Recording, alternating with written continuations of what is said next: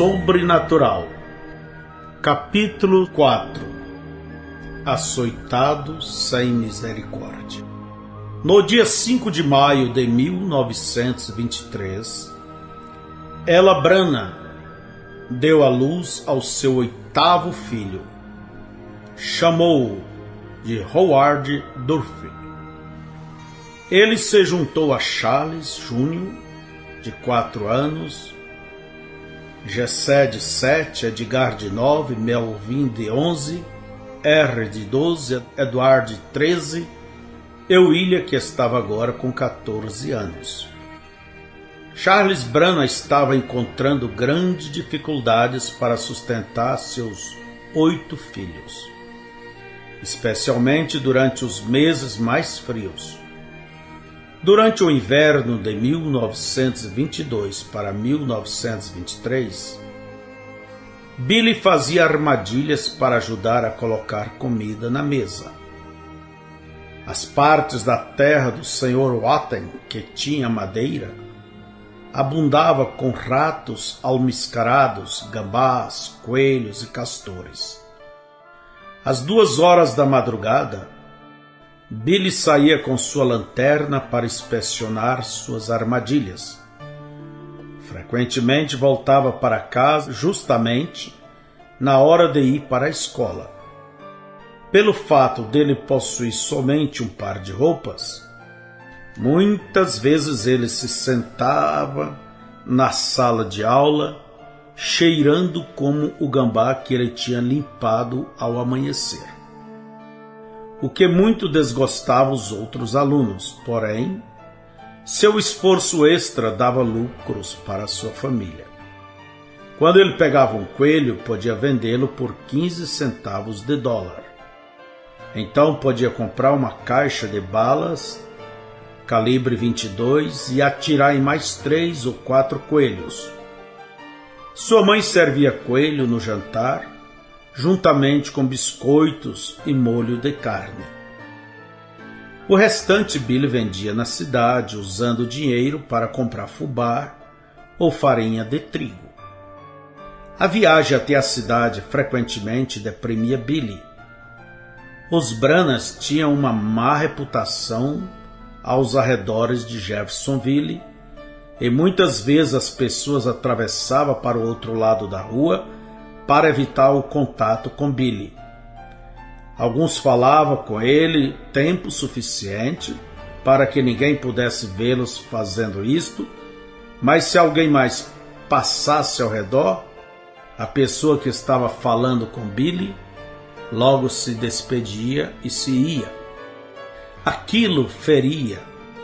Billy sabia que seu pai e seus tios era uma turma desagradável de fumantes, mascadores de fumo, que jogavam, bebiam e fabricavam bebidas alcoólicas clandestinamente. Mas Billy pensava tristemente: o que eu fiz? Não tenho culpa disto. Nunca bebi em minha vida. Por que eu tenho que tolerar isto? Não que Billy não tivesse tentado beber. Um domingo de manhã, na primavera, ele e Edward estavam caminhando, descendo em direção ao rio com seu pai e o Sr. Dorbush, o vizinho que havia feito o serviço de solda na destilaria de Charles. Os 2 garotos estavam planejando pegar seu velho barco a remos, mal vedado, para descer o rio em busca de garrafas usadas. Charles sempre precisava de garrafas para colocar a bebida que fabricava, e ele pagava bem por elas, 5 centavos de dólares a dúzia. O Sr. Dorbush tinha mostrado simpatia por Billy, e agora Billy estava tentando impressionar o homem, esperando que o Sr. Dorbush lhe emprestasse seu barco à prova d'água naquela manhã. O barco de Billy não tinha leme, tornando difícil o manejo nas correntezas. Billy usava 2 velhos pedaços de madeira por remos. Ele remava desajeitadamente de um lado do barco enquanto Edward remava do outro. Próximo ao rio havia uma árvore caída atravessada no caminho. Ao passar por ali, Charles se sentou sobre a árvore e encostou-se num dos galhos e disse: "Vamos parar aqui para nos refrescar um pouco." Puxando uma pequena e estreita garrafa de uísque do bolso traseiro, ele tomou um trago e passou para o seu amigo. O Sr. Dorbush tomou um gole e a devolveu para Charles, que estava aninhado nos galhos que estavam brotando próximo às raízes revolvidas da árvore. Para Billy, esta parecia uma boa hora para se pedir um favor. "Senhor Dorbush, você poderia nos emprestar seu barco esta manhã?" "Certamente, Billy, está bem." Vibrando de entusiasmo, Billy pensou: "Aqui está um sujeito que gosta de mim." Charles tomou um outro gole de uísque e passou novamente ao seu amigo. Quando o Sr. Dorbush havia matado sua sede, ele alcançou a garrafa para Billy, dizendo: "Aqui está, Billy, tome um gole." Billy disse: "Não, obrigado, eu não bebo." O Sr. Dorbush olhou surpreso. "Quer dizer que você é um irlandês, um Brana, e não bebe?" Charles assentiu com um ar de desgosto, dizendo: "Estou criando um bando de garotos, mas um deles é um maricas e este é Billy." Billy, furioso, disse: "Eu, um maricas?" Ele recuou em sua própria ideia. "Estou cansado de ser chamado de maricas. Me passe essa garrafa." O Sr. Dorbush estendeu o frasco. Billy tomou o frasco da mão do homem, puxou a rolha, pressionou-a contra seus lábios com furiosa determinação. Ele começou a virar o bico da garrafa, mas antes que uma única gota de uísque caísse em sua boca, ele ouviu um barulho semelhante a folhas sendo agitadas por um torvelino. Não era sua imaginação. Ele ouviu o barulho tão claramente como estava ouvindo a conversação ao seu redor. Naquele momento veio à memória de Billy a lembrança daquela voz que ele tinha ouvido quando passava debaixo da árvore de álamo, ordenando: "Nunca bebas, nem fumes, nem corrompa seu corpo de forma alguma. Haverá uma obra para você fazer quando fores mais velho." Aterrorizado, Billy deixou cair a garrafa e saiu correndo através do campo tão rápido quanto podia, chorando amargamente, estando confuso e frustrado. Charles, escarnecendo, disse: "Veja o que eu disse. Ele é um maricas." Para qualquer direção que Billy se virasse, a vida se mostrava difícil. Ele continuou seus estudos, estando na 7ª série. Isso era como subir uma montanha de muletas. O sistema da escola rural requeria que os estudantes comprassem seus próprios livros e materiais escolares. Os pais de Billy não tinham dinheiro suficiente para comprar lápis e papel, permitindo-lhe somente o básico. Então, toda vez que Billy precisava estudar suas lições, tinha que emprestar um livro de um aluno. O curso do período escolar era designado para ser uma ajuda para moldar o caráter moral da criança, bem como seu intelecto. Uma lição que tocava Billy profundamente era o estudo do poema de Longfellow, O Salmo da Vida. "Não me digas chorando e gemendo, a vida é apenas um sonho, porque está morta a alma que dorme, e as coisas parecem, mas não são. A vida é real, a vida é fervor, e a sepultura não é sua meta. Pó tu és, ao pó tornarás. Mas isto não foi dito no tocante à alma.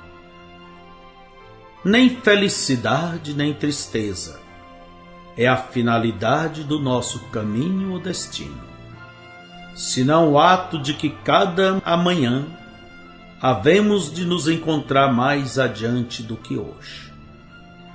A arte é extensa, o tempo transitório, os nossos corações, ainda que fortes e valentes, ainda assim, como enlutados tambores, batem marchas fúnebres ao sepulcro.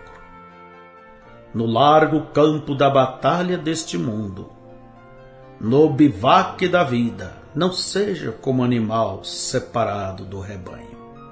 Seja um herói na luta. Não confie no futuro, ainda que pareça prazeroso. Deixe o extinto passado enterrar seus mortos. Atue no vivente presente. Coração dentro e Deus muito acima. As vidas de grandes homens nos recordam que podemos fazer com que as nossas sejam sublimes e ao partir deixar para trás de nós rastros na areia do tempo.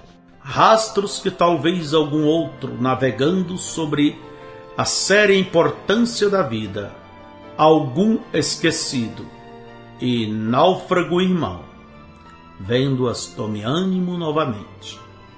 Permitamos então, de pé ir adiante, com o coração para qualquer destino, firmes no prosseguir, avançando para alcançar, aprendendo a labutar e esperar. Este poema inspirava Billy. Nem mesmo em seus mais loucos sonhos ele podia imaginar a profundidade das pegadas de sua própria vida, deixada na areia do tempo. E agora o poema de Longfellow cantou uma canção de esperança em uma terra fatigante. Estas sublimes palavras falou ao coração de Billy, encorajando este desordenado garoto de 14 anos de idade, lutando para entender todas as injustiças que via em sua própria vida. Os garotos mais velhos escarneciam e o molestavam a cada oportunidade, por ser nascido em Kentucky, por ser pobre, por ser pequeno para a idade e por ser diferente. E agora Billy entendia a razão da pobreza de sua família e o problema da bebedeira de seu pai.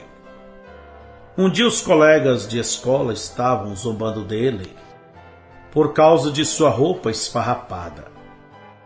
E Billy lera um episódio em um livro de histórias sobre Abraham Lincoln, descendo de um barco em New Orleans e passando em um leilão de escravos. De acordo com o que se conta, Abraham Lincoln viu um homem branco ofertando um grande e forte homem de cor, enquanto sua esposa escrava e as crianças estavam ao lado chorando. Lincoln bateu as mãos e disse: "Isto está errado, e um dia eu acabarei com isto, nem que custe minha vida." Billy empurrou o livro de volta e pensou: beber também é errado, e um dia eu acabarei com isto, nem que custe minha vida. Mas nada incendiou mais sua imaginação do que quando leu sobre o deserto do Arizona em seu livro de leitura de geografia. Ele desejou estar lá. Desejou andar naquele lugar aberto com cactos espalhados por toda parte. Pareceu tão romântico, tão tranquilo, tão idílico. O poético dentro dele remexeu, mas ele não tinha nada no que escrever seus pensamentos.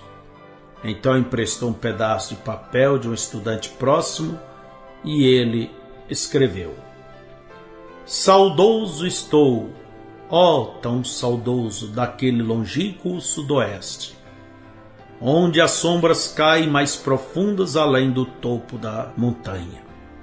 Posso ver um coiote andando pela névoa avermelhada.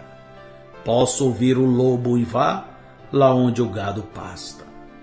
E algum lugar no desfiladeiro acima, posso ouvir o gemido de uma onça, naquelas distantes montanhas catalinas, nos confins do Arizona. Infelizmente, a importunação dos garotos mais velhos foram além de zombar e criticar. Depois da aula, eles o atacavam repentinamente. Embora pequeno para sua idade, Billy tinha coragem e suficiente temperamento para lutar com uma serra circular.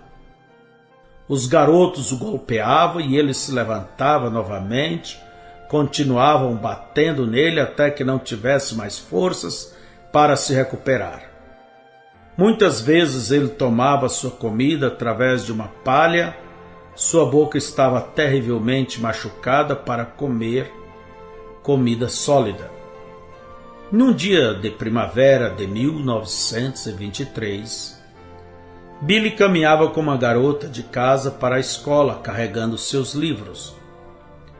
No caminho de volta para sua cabana, 5 garotos o ameaçaram e o cercaram. Eles o empurraram no barro. Um zombou: "Você, kentuckiano fútil, por que está caminhando com aquela garota?"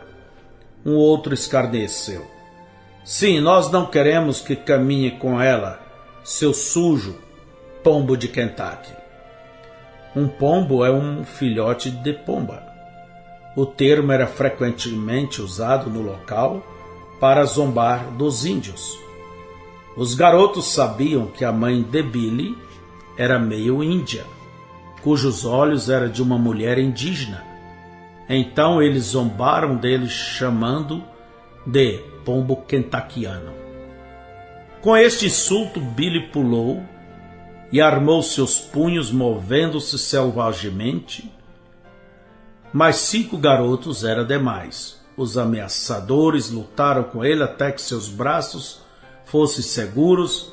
Então, enquanto 4 garotos o seguraram, impossibilitado, um garoto pegou uma pedra e bateu no rosto de Billy até que caiu quase inconsciente. Billy alegou a eles: "Se me deixarem ir, irei direto para casa, eu prometo." Já que estava quase inconsciente mesmo, os garotos aceitaram. Mas primeiro o derrubaram, esfregaram sua face no pó e então deram os pontapés nele para um toque final de maldade antes de o deixarem ir. Billy foi direto para casa, mas não para ficar. Ele pegou seu rifle Winchester calibre 22, que ficava sobre a porta da cabana, carregou com 16 balas, então tomou um atalho através do bosque para um ponto da estrada onde ele sabia que os garotos passariam. Ele se escondeu ao lado da estrada e esperou. Logo, ouviu vozes. "Aquilo ensinará aquele biscoito de milho a caminhar com uma garota", um disse. O outro replicou: "Você viu quão assustado ele ficou?" Um outro adicionou: "Sim, aquele pombo de Kentucky vai perceber onde está daqui para frente." Dando passos detrás do arbusto, Billy barrou o caminho deles com seu rifle apontado e engatilhado. Ele disse calmamente: "Qual de vocês quer morrer primeiro? Assim não terá que ver os outros morrerem." Os 5 garotos ficaram pálidos e gritaram de terror e incrédulos. Billy disse: "Não choramiguem, porque todos vocês vão morrer, um por um." Ele apontou o cano de sua arma ao garoto, o qual o esmagou repentinamente com uma pedra. "Começando com você." Ele puxou o gatilho, clique. A bala não disparou. Rapidamente, Billy empurrou o ferrolho e forçou uma outra armação na câmara, clique, e também falhou. Nesta hora os 5 garotos já estavam gritando e correndo, pulando atrás de árvores e mergulhando em fossos, tentando sair da vista tão rápido quanto podia. Billy, com toda a intenção de matá-los, manteve-se, bombeando a armação da câmara e puxando o gatilho tão rápido quanto podia fazer a ação. Clique, clique, clique, clique, mas cada bala falhou. Os 5 garotos tinham ido longe. Espalhadas no chão, ao lado de Billy, estavam 16 balas. Ele as pegou, soprou a poeira delas e as colocou de volta na arma. Então apontou seu rifle para uma árvore e começou a puxar o gatilho. Claque, claque, claque, claque. Desta vez, cada uma disparou, estrondando nos troncos, mandando lascas voando em toda direção. Billy permaneceu no meio da estrada, fervendo de raiva. Então, de repente, ele riu. Bastante, uma risada idiota que fluiu do fundo de sua frustração. Ele riu tanto que lágrimas corriam em sua bochecha inchada. No verão daquele ano, quando terminaram as aulas, Billy foi embora e nunca mais voltou à escola.